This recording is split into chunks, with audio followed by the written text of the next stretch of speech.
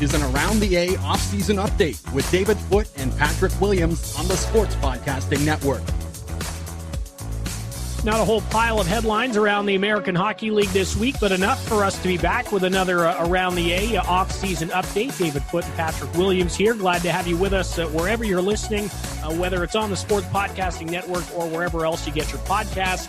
Before we get into things, a quick reminder that please, if you're listening to the show and you like what you hear, make sure to subscribe to the podcast so you don't miss an episode, and throw us a rating and a review as well so we know how we're doing.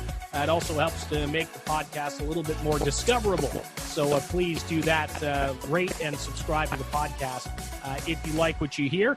Not a whole lot going on this past week, Pat, but a few things for us to dive into at least. Start off, Stanley Cup Playoffs have obviously continued on. We're now into the second round. We're down to the, I guess you call them the final 8 teams in the NHL bubble in Toronto and Edmonton. And there's been a pretty good amount of AHL representation in terms of very recent alumni and sort of more long-term alumni. So, a lot of teams are reaping the benefits of their player development efforts in the past number of years. I think you start off Denis Gurianov down in Dallas with the Dallas Stars. Really interesting story. 12th overall pick back in 2015. So came in obviously with a ton of expectations, a ton of hope for the Dallas Stars. His first season, he was a 19-year-old rookie with the Texas Stars, and for him, seeing him that season, he looked a lot like a 19-year-old trying to play the pros. Mm-hmm. There were moments where you certainly saw that promise, but there was also a lot of ups and downs for him. The following season, I think, is where it got really interesting. He had a good regular season for the most part, 19 goals, but the playoffs. That was the year Texas went all the way to Game 7 of the Calder Cup final against the Toronto Marlies. Ultimately, they fell in that Game 7. But Gurianov was a healthy scratch several times in that postseason run for the Texas Stars. A good veteran team. He struggled there considerably. Really kind of, I think, lost the faith of the then head coach of the Texas Stars, Derek Laverstall, who's now now on the coaching staff in Dallas. Gurianov really had to turn his career around. There was a lot of knocks on his hockey sense, on his sort of in-game attention to detail. Everybody saw the talent that was there, but he couldn't put it all together. His career started to look like it was on the rocks a little bit. Played last season, I should say 2018-19 in Texas again, but finally started to break through a little bit with Dallas, 21 games there, and this, I guess you call it the current season, 2019-20. Stuck for the most part in Dallas all season, 20-goal season, and then this playoff season, he's just been phenomenal. He had a 4-goal game last week against the Calgary Flames. He's second overall in rookie scoring in the NHL playoffs. 6 goals, 8 points, 11 games. Just an amazing turnaround story. And interesting because he is a turnaround story, yet he's only 23 years old. He was a first-round pick. There was a lot of early success, but there was also a lot of obstacles. And it almost looked at one point that they were more or less going to consider him a flop, sort of write him off. But I think to the credit of the Dallas Stars and the Texas Stars, they really stuck with him, and he stuck with the plan as well, and eventually it's paid off.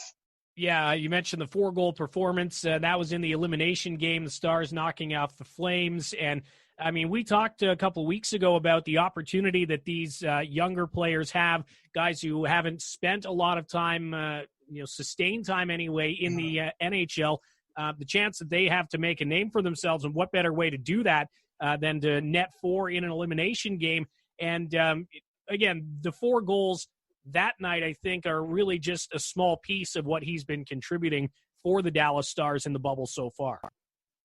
Yeah, absolutely. It's one thing to have a good regular season as essentially as a rookie, to start to establish yourself, but it's a whole other thing to do it in the playoffs. High pressure, high intensity situation. That's, I think, when a player goes from being a rookie and he starts to turn himself into a little bit more of a veteran and really start to cement himself into the long-term plans. and make himself a fixture in the lineup, earn the trust of the coaching staff above and beyond what he'd done in the regular season. So he's a real likable young guy. You talk to him, he wasn't having struggles because of an attitude issue or anything like that.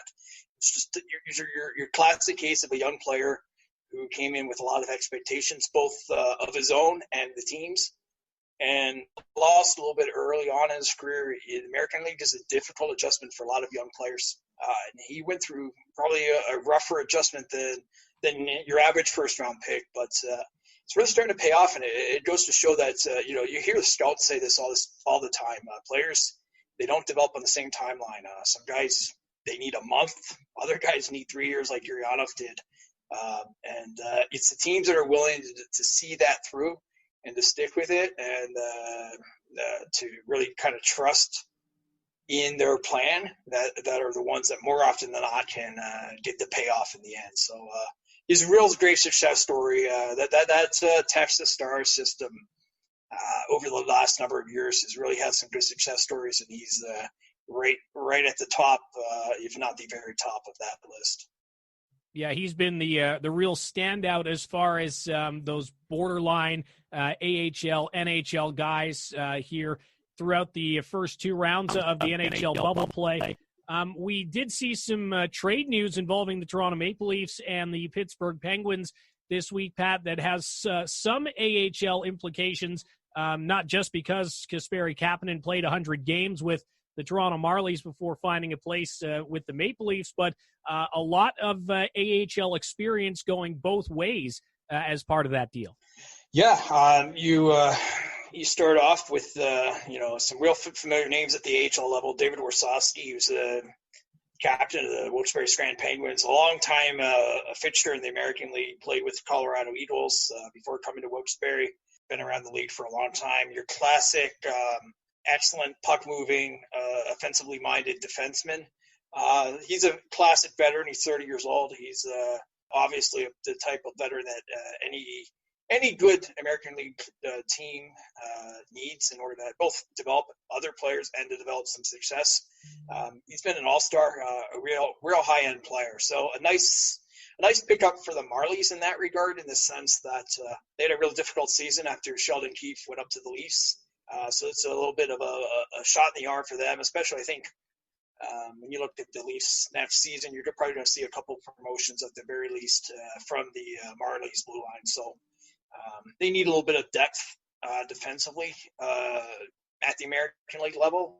Warsawski can provide that. Pontus Aberg was also in the deal. He was a real solid player, but he's on his way to the KHL with Chelyabinsk. So I don't think in the end that trade will necessarily mean much for him.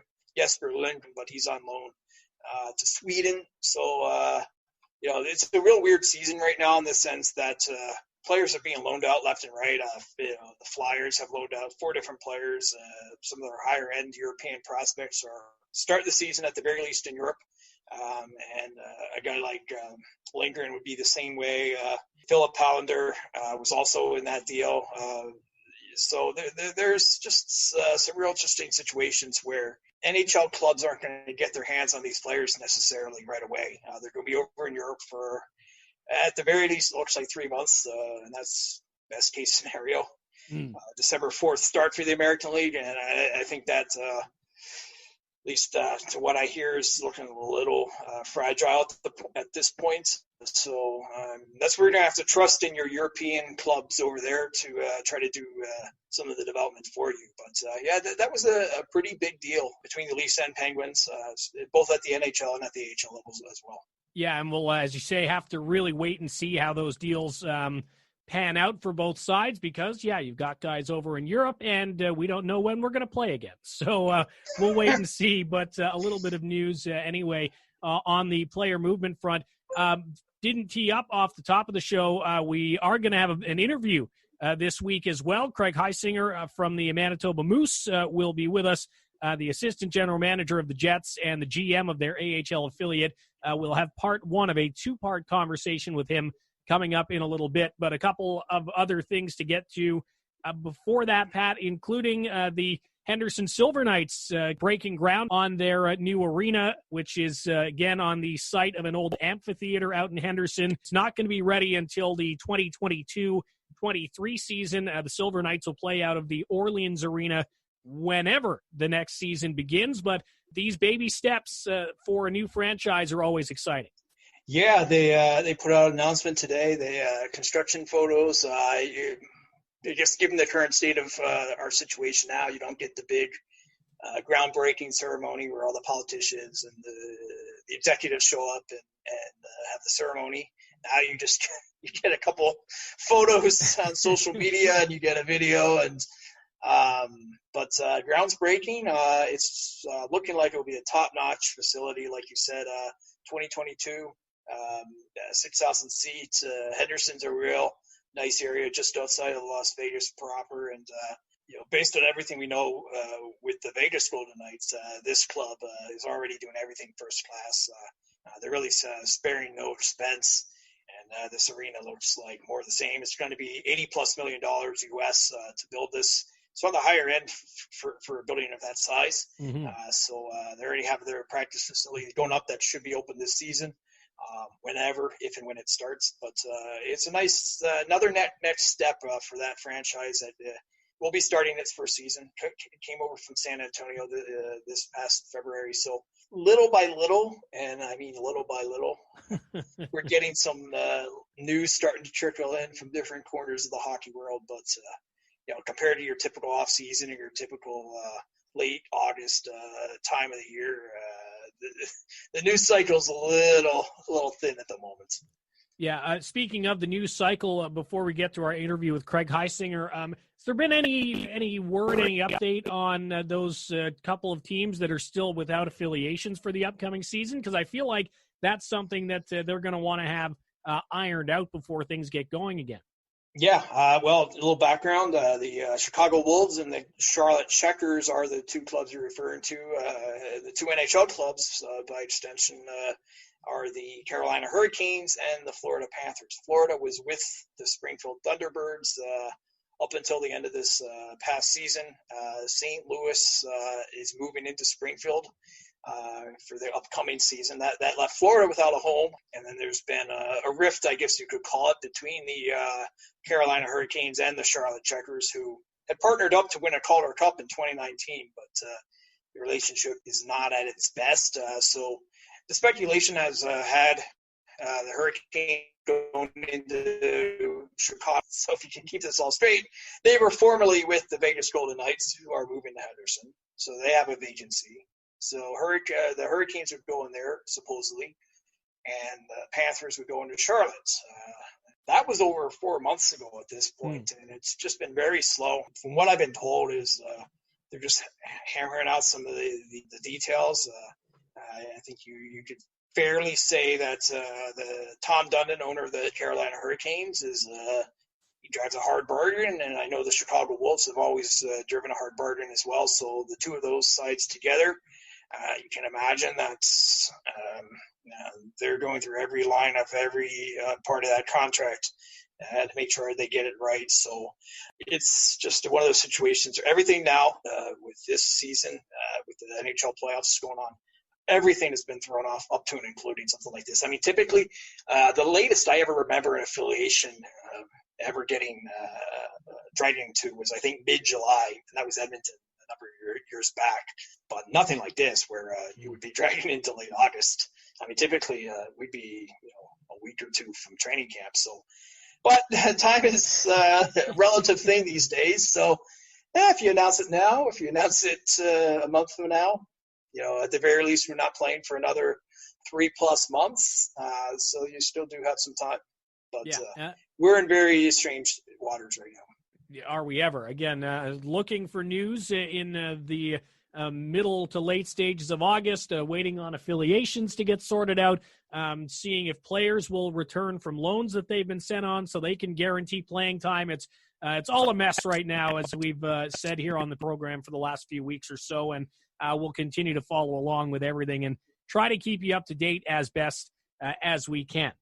Let's get to part one of this interview with Craig Heisinger. A little bit of background. He is, again, the general manager of the Manitoba Moose, assistant GM of the Winnipeg Jets, and a guy who had an interesting career path. Pat started as an equipment manager in the Manitoba Junior A League in the late 70s, worked his way up through the Western Hockey League to the first incarnation of the Winnipeg Jets, and has fallen into his role here with the Manitoba Moose in more recent years. What are we going to touch on in this conversation with him? We obviously, I think the big news for everybody, this colors every interview that anybody does right now, is the pandemic. Mm-hmm. What this means for the upcoming AHL season.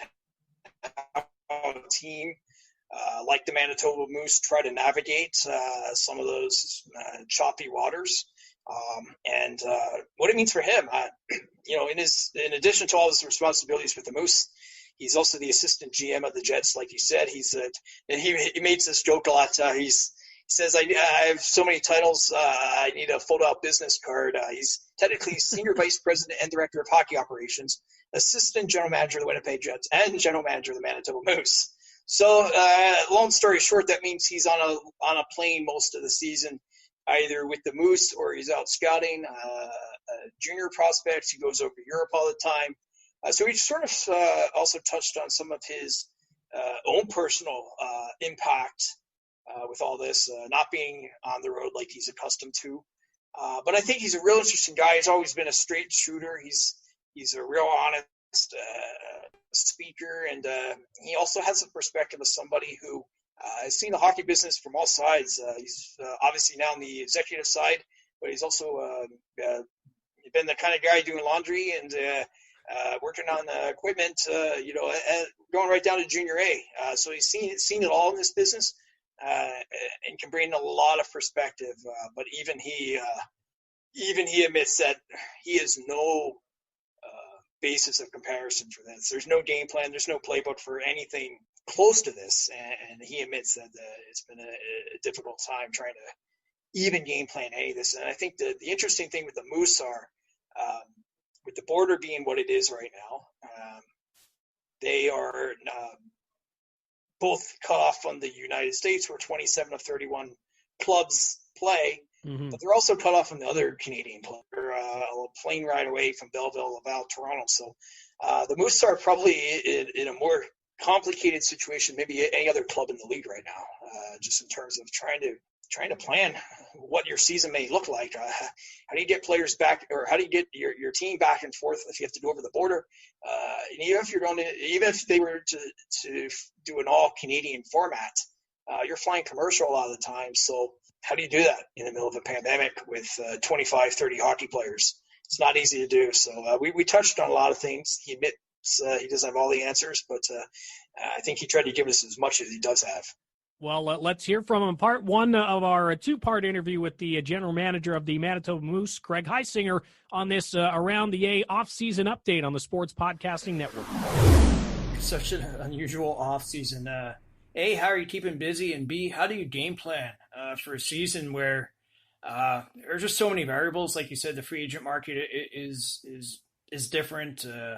You have a very tentative start date of December. What are the challenges of trying to navigate this? Yeah, well, the first part, the staying busy part, that clearly hasn't been an issue. I mean, there's lots of things to be prepared for, whether return to play, getting ready for the bubble in Edmonton took up a lot of time and effort for a lot of people, none more so than the trainers and the medical staff. But there was lots of moving parts leading into the return to play scenario, not to mention, getting ready for the draft and preparing your list, and maybe watching a bit more video than you normally would to pick up your views on guys you might have been short on seeing for the draft. And then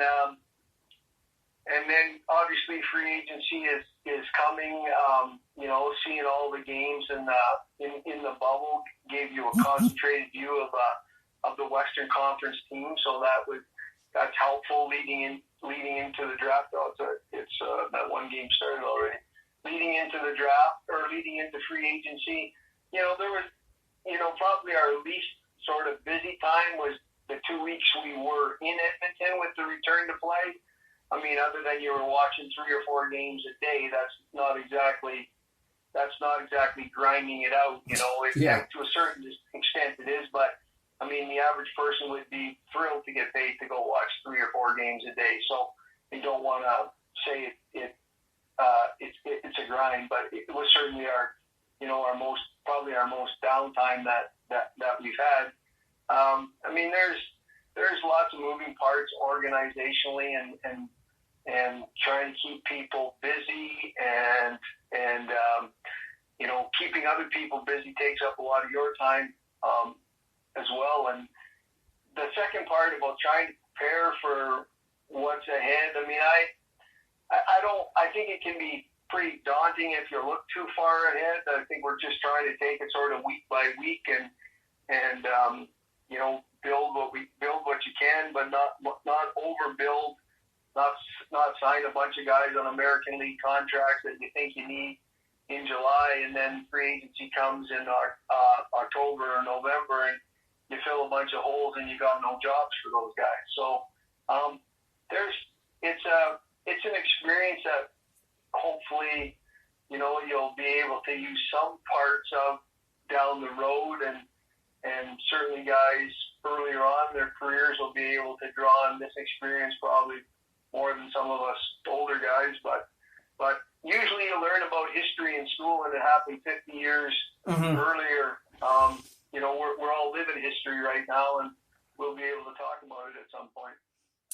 As far as the American League, trying to build kind of that portion of your roster and your depth chart with Europe, obviously the leagues over there are in a little bit of a different state as well.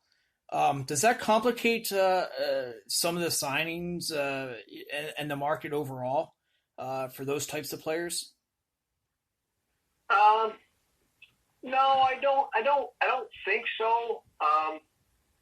I don't think so, but I don't know that we'll see that until we really get going. I mean, obviously, us as well as a lot of other teams have loaned guys to European clubs to get started, and then have recallable rights once we get going. I haven't really noticed where if you don't sign me, I'm going to go to Europe. I think there's lots of European players for Europe that are willing to.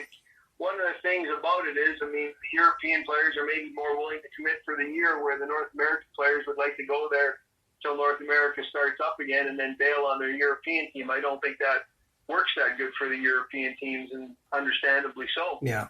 So to this point, I can't say that, I've tried to sign a guy that decided to go to Europe. No, I can't say that that's been an issue up until this point. So I wanted to get your thoughts. Big transition, obviously, for the American League, going from Dave Andrews to Scott Helson. What will you remember from Dave's 26 years running the show in this league? And now, what do you think Scott will bring to the job, going forward? Well, it's really easy for me to remember what I'll take from Dave Andrews. One of the best pieces of advice I've ever gotten in my whole life was from Dave Andrews, and it was early in my career when the refereeing still very much got under my skin. Mm-hmm. And on a once too regular visit to the referee's room, I ran into Dave, and it was in St. John. And he said, "Hey, what are you doing on this side?"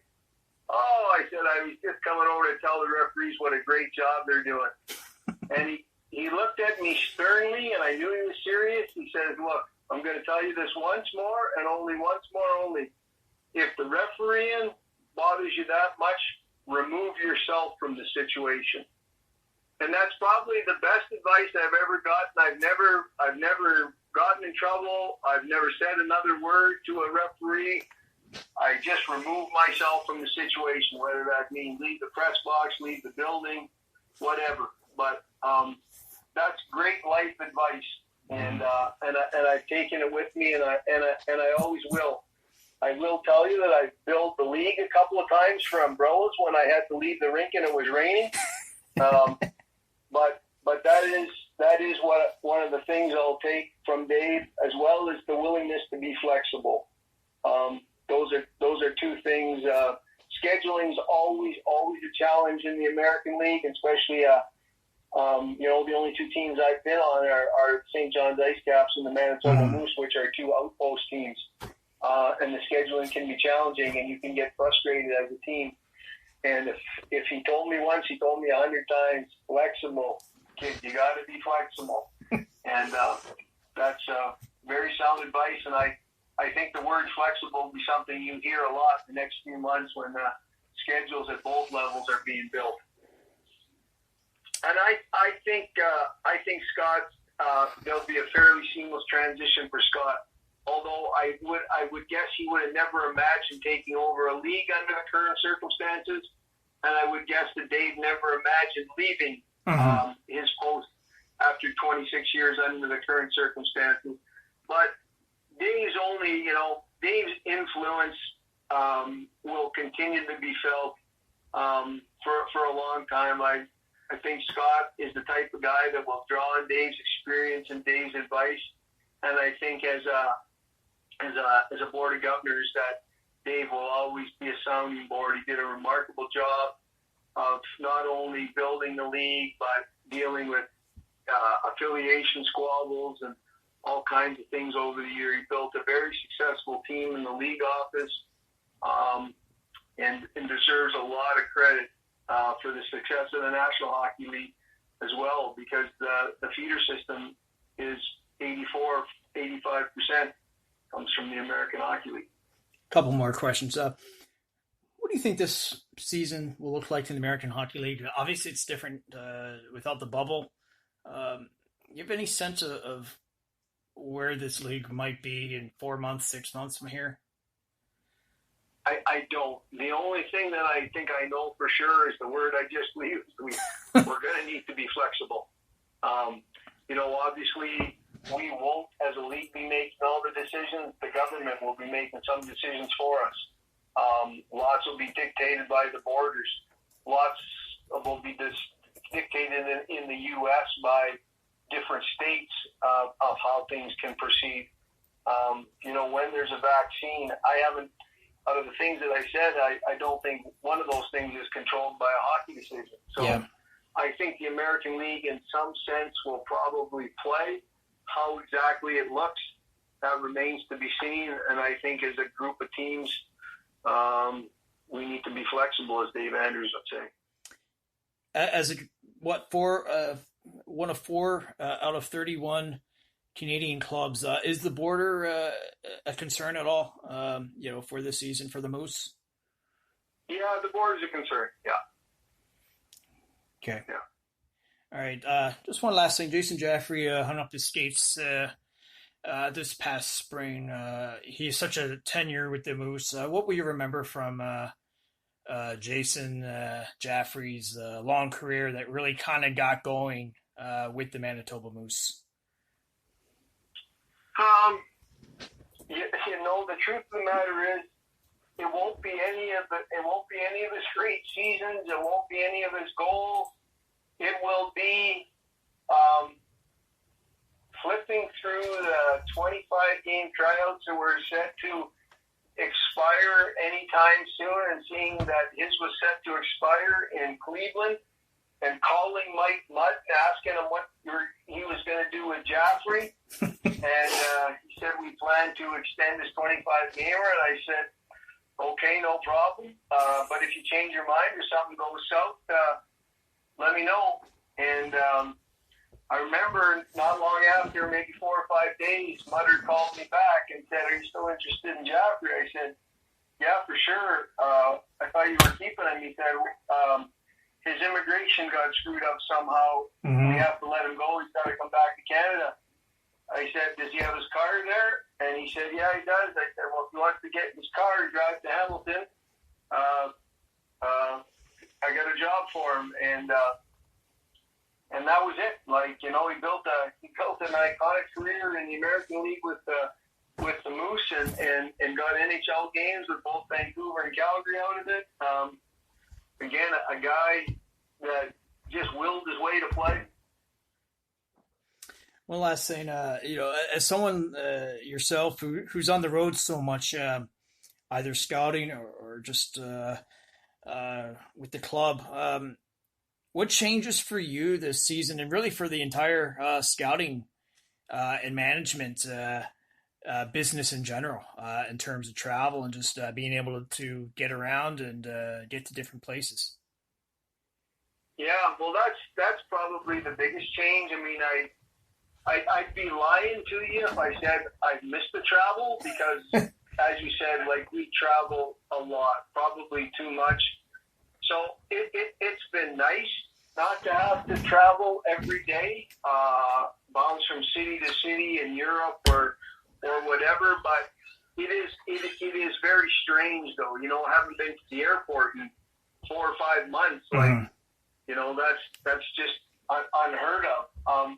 So it's very different like that. You know, like, you know, we're in August now. We'd be you know, 3 weeks away from going to Penticton for the rookie tournament. Yeah. You know, like it's very different. But they say experience is what you get when things don't go the way you expect them to. So we're getting lots of experience, whether that's video scouting or you know, how to reconnect with our families or those types of things. But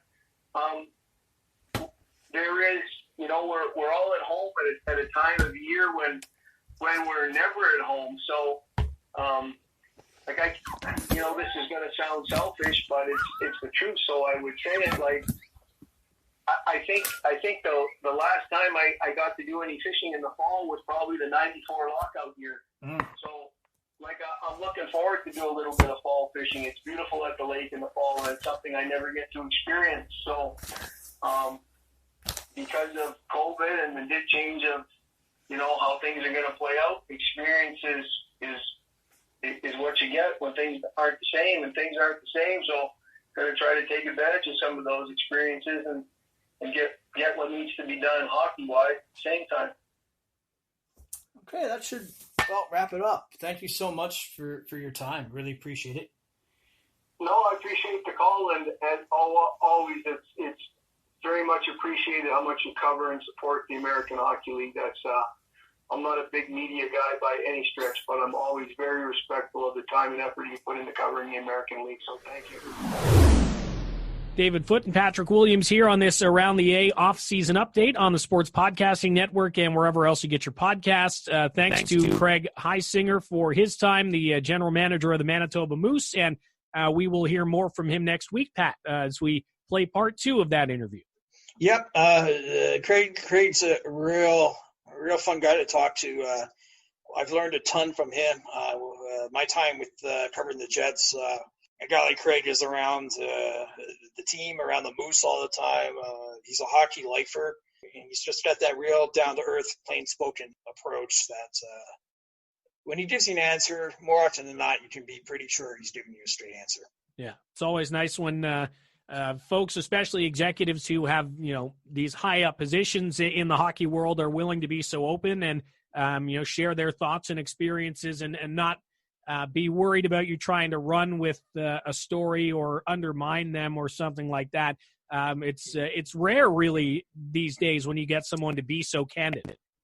It is, and I think one thing for him, the reason he is that way, I think part of it obviously is just his nature. But for the most part, other than the early years of the original Jets and then this current incarnation, he spent most of his year grinding out Junior A, Western League, International League, American League. So he's not been at that NHL level where things get a lot more tight and a lot more kind of the information valve really does close up. So it's one of the things I mean, having worked at both levels, I love the fact that down here at the American League level, there is that opportunity to really build a one-to-one relationship where you can build trust between media and coaches or executives. And I think it really helps bring out some honesty that you don't get in the 5 other media. it's the kind of thing where you build that trust over the years. You see him on the road, you see him in the press boxes, you see him at practice, wherever, and over time that ice breaks, and you really do start to get that one-to-one comfort level, but for both sides. One of the benefits of having so much experience here on our Around the A panel is you get interviews like that. And Craig Heisinger, far from the last executive we're going to have on the show, as we go back to Hershey in a couple weeks to chat with their president, really club president, in Brian Helmer. Yeah, Brian Helmer is AHL Hall of Famer, played 200-plus games in the NHL for a lot of different clubs, including the parent Washington Capitals. Three-time Calder Cup winner. He was a coach both at the American League and the OHL level. Now he's on the executive side with the Bears, who are the flagship franchise of this league. So another guy who's a real straight shooter, and you build that relationship. And guy who's, again, seen that business from every angle possible, player, coach, executive, all different sorts of leagues over a long period of time. Began his career back in the 90s in the New Jersey Devils system. He has some great stories if you ever ask him about playing in that system with Lou Lamoriello. But a guy who was a straight shooter again, and it's going to be really interesting to talk to him. And you wouldn't probably be getting general managers and team presidents at the NHL level. They're a lot less accessible, but down here, it's not the case, and they're a lot more willing to speak and share their knowledge. I mean, you're talking about between Heisinger and Helmer, you're probably talking about a combined 70-plus years of experience in all different positions. So you're going to learn a lot about hockey just picking their brains. So really looking forward to speaking with Helmer. And, of course, if you've got thoughts on who you'd like to hear on the program, send us an email, aroundtheapod@gmail.com. You can get at us on social media as well, at aroundtheapod, and we'd love to try to track down some guests that you'd like to hear from during this slow summer season, and we'll do our best to do that moving forward. For now, we'll wrap this up, this Around the A off-season update. For Patrick Williams, I'm David Foote. Thanks again so much for listening, and we will talk to you next week on the Sports Podcasting Network. This has been an Around the A off-season update on the Sports Podcasting Network. Stay up to date on the latest news and notes from the American Hockey League by subscribing to Around the A wherever you get your podcasts. And find us on social media at Around the A Pod.